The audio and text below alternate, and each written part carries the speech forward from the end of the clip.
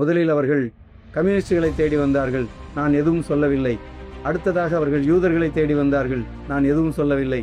அடுத்ததாக அவர்கள் தொழிற்சங்கவாதிகளை தேடி வந்தார்கள், நான் எதுவும் சொல்லவில்லை. இறுதியில் என்னை தேடி வந்தார்கள், ஏன் என்று கேட்பதற்கு யாரும் இல்லை என்று ஒரு கவிதையை அவர் பாடினார். பாஜக ஒரு ஏகாதிபத்தியத்திற்கு விசுவாசமான அதன் இளைய பங்காளி என்கிற முறையில் தன்னை ஒரு கூட்டாளியாக வெளிப்படுத்திக் கொள்வதற்கு ஆசை கொள்ளுகிறதே ஒழிய ஏகாதிபத்தியம் இந்திய நாட்டின் மீது நடத்துகிற தாக்குதலை அது ஒருபோதும் கவலைப்படுவதில்லை. ஆபரேஷன் சிந்தூர் அந்த போர் நடவடிக்கையின் போது நான் தான் போரை நிறுத்தினேன் என்று இதுவரை 58 முறை ட்ரம்ப் கூறியிருக்கிறார். அது குறித்து ஒரு முறை கூட பிரதமர் மோடியோ இந்திய ஆட்சியாளர்களோ வாய் திறக்கவில்லை, சொல்லவில்லை. உண்மையில் இன்றைக்கு விடுதலை இந்தியாவில்தான் நாம் வாழ்ந்து கொண்டிருக்கிறோமா என்கிற கேள்வியை ட்ரம்பினுடைய இந்தியா மீதான கருத்துக்கள் வெளிப்படுத்துகிறது.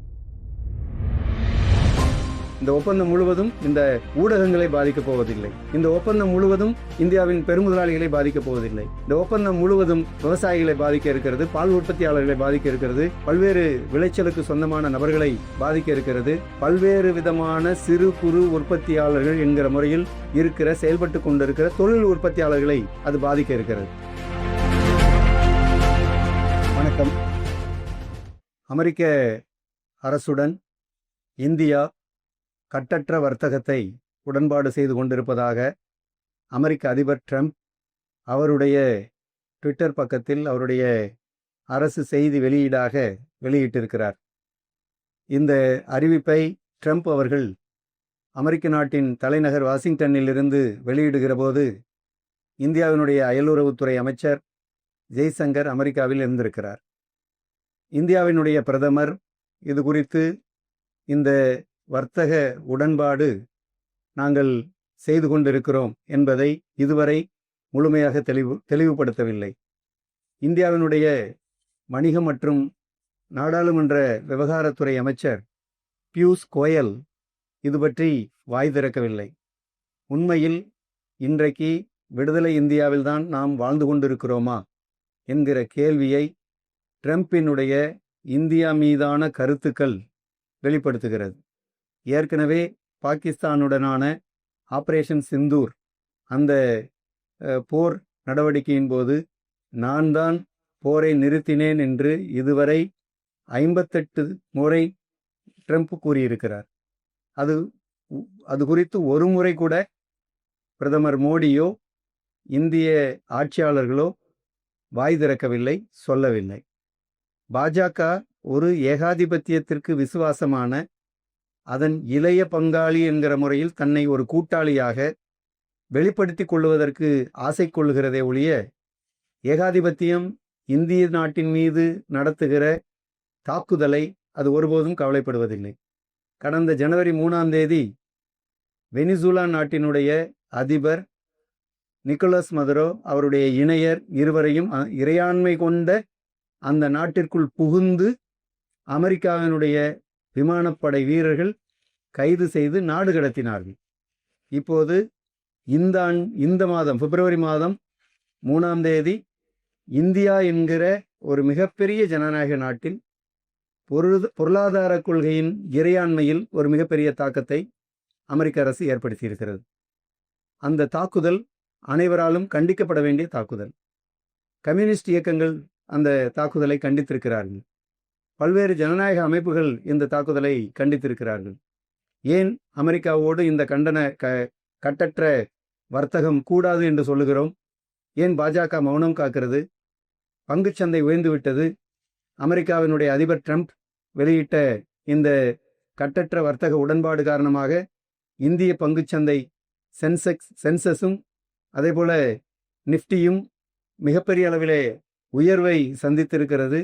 பங்கு விலை ஏற்றம் அதிகரித்திருக்கிறது என்றெல்லாம் ஒரு புதிய பொய் புரளியை முதலாளித்துவ ஆதரவு ஊடகங்கள் வெளியிட்டு கொண்டிருக்கிறது. இவர்கள் எல்லோருமே இந்த வர்த்தகத்தை ஆதரிக்கிறார்கள். ஏன்னா இந்த ஆதரவு அனைத்தும் இந்த ஒப்பந்தத்தால் இவர்களுக்கு பாதிப்பு ஏற்பட போவதில்லை. இந்த ஒப்பந்தம் முழுவதும் இந்த ஆதரிக்கக்கூடிய ஊடகங்களை பாதிக்கப் போவதில்லை. இந்த ஒப்பந்தம் முழுவதும் இந்தியாவின் பெருமுதலாளிகளை பாதிக்கப் போவதில்லை.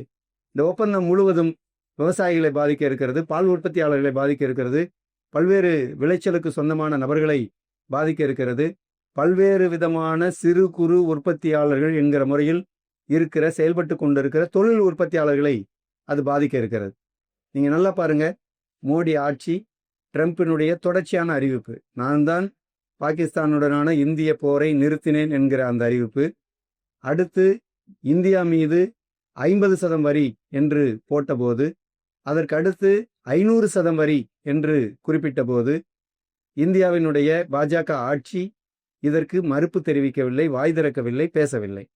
இவை அனைத்தும் ஒரு மௌனம் காக்கும் செயலாக, ஒரு ஏமாளித்தனம் என்பது போன்ற ஒரு தோற்றத்தை வெளிப்படுத்தி இந்திய நாட்டை ஏகாதிபத்தியத்துக்கு காட்டிக் கொடுக்கிற ஒரு செயலை பிஜேபி ஆட்சி செய்து கொண்டிருக்கிறது. எனவேதான் இடதுசாரிகள் கண்டிக்கிறோம், மார்க்சிஸ்ட் கட்சி கண்டிக்கிறது, தொழிற்சங்கங்கள் கண்டிக்கின்றோம். நீங்க பிஜேபியினுடைய ஆட்சி, இந்த வகுப்புவாத இந்துத்துவ ஆட்சி, அது ஜெர்மனியினுடைய சர்ச் பாதிரியார் பாஸ்டர் நீல் மில்லர் ஹிட்லர் காலத்தில் ஆட்சி இருந்தபோது முதலில் அவர்கள் கம்யூனிஸ்டுகளை தேடி வந்தார்கள், நான் எதுவும் சொல்லவில்லை. அடுத்ததாக அவர்கள் யூதர்களை தேடி வந்தார்கள், நான் எதுவும் சொல்லவில்லை. அடுத்ததாக அவர்கள் தொழிற்சங்கவாதிகளை தேடி வந்தார்கள், நான் எதுவும் சொல்லவில்லை. இறுதியில் என்னை தேடி வந்தார்கள், ஏன் என்று கேட்பதற்கு யாரும் இல்லை என்று ஒரு கவிதையை அவர் பாடினார். இப்போது பிஜேபியோட ஆட்சியில் முதலில் இஸ்லாமியர்களை குறிவைத்தார்கள், கிறிஸ்தவ தேவாலயங்களை குறிவைத்தார்கள், கம்யூனிஸ்டுகளை சில இடங்களில் அர்பன் நக்சல்கள் என்கிற முத்திரை குத்தி மனித உரிமை போராளிகளை, மக்கள் இயக்க போராளிகளை கைது செய்தார்கள், சிறையில் அடைத்தார்கள். இப்போது மனித உரிமை மீறல்களை செய்து வந்த பிஜேபி ஆட்சி எங்கே போய் முடிகிறது என்றால், நம் நாட்டினுடைய விவசாயிகளை, நம் நாட்டினுடைய உற்பத்தியாளர்களை, நம் நாட்டினுடைய தொழிலாளர்களை, நம் நாட்டினுடைய பால் உற்பத்தியாளர்களை மிகப்பெரிய அளவில் அது தாக்கக்கூடிய விஷயத்தில் போய் நிற்கிறது. நீங்கள் பிஜேபி செய்து கொண்டிருக்கிற இந்துத்துவ அரசியலை எதிர்க்காமல் இருந்தால், அந்த ஏகாதிபத்திய அடிமை ஆட்சி நம்முடைய அனைத்து உரிமைகளையும், அனைத்து விளைச்சல்களையும், அனைத்து வளங்களையும் ஏகாதிபத்தியத்திடம் அடகு வைத்து நம்மை காட்டிக் கொடுக்கிற வேலையை தான் செய்து கொண்டிருப்பார்கள். எனவே இந்த கட்டற்ற வர்த்தகம் என்பது ஒரு மிக மோசமான வர்த்தகம். இப்போது அவர்கள் தாக்குதல் நடத்தி இருக்கிற இந்த செயல்பாடு இந்தியாவினுடைய இறையாண்மை மீது நடத்தப்பட்டிருக்கிற தாக்குதல், இந்தியாவினுடைய பொருளாதார வலிமை மீது நடத்தியிருக்கக்கூடிய தாக்குதல். நம்முடைய உற்பத்தியாளர்கள் அங்கிருந்து இறக்குமதியாகக்கூடிய பாலை நம்பி, அங்கிருந்து இறக்குமதியாகக்கூடிய சோயாபீன்ஸை நம்பி, இருந்து இறக்குமதியாகக்கூடிய எண்ணெய் வித்துக்களை நம்பி, அங்கிருந்து இறக்குமதியாகக்கூடிய இதர பொருள்களை நம்பி வாழ வேண்டிய கட்டாயத்திற்கு நாம் தள்ளப்படுவோம். நாடாளுமன்றத்தில் விதை மசோதா 2025 வருவதும், நாடாளுமன்றத்தில் ஏற்கனவே தொழிலாளர்கள் சட்ட தொகுப்பை அமலாக்கக்கூடிய மிக மோசமான நடவடிக்கையை எடுத்திருக்கக்கூடிய இந்த பின்னணியில் அமெரிக்காவோடு செய்து கொண்டிருக்கக்கூடிய இந்த ஒப்பந்தம் மிக மிக மிக மோசமான ஒரு ஒப்பந்தம். எனவே இது கட்சிகளுக்கு அப்பாற்பட்டு, அமைப்புகளுக்கு அப்பாற்பட்டு, இந்தியாவின் குடிமகன், இந்திய தேசத்தை மதிக்கிற, பற்று கொண்டிருக்கிற, இந்திய நாட்டின் மீது, இந்திய நாட்டின் இறையாண்மை மீது, சுதந்திரத்தின் மீது, தேச கொடியின் மீது வைத்திருக்கக்கூடிய நம்பிக்கையை, பற்றை நீங்கள் வெளிப்படுத்த வேண்டும் என்று சொன்னால், மோடி ஆட்சி அமெரிக்காவோடு செய்து கொண்டிருக்கக்கூடிய இந்த கட்டற்ற வர்த்தக ஒப்பந்தத்தை எதிர்க்க வேண்டும், முறியடிக்க வேண்டும். அப்போதுதான் நான் உயிரோடு இருக்க முடியும் என்று மார்க்சிஸ்ட் கட்சி சார்பில் தெரிவித்துக் கொள்கிறேன்.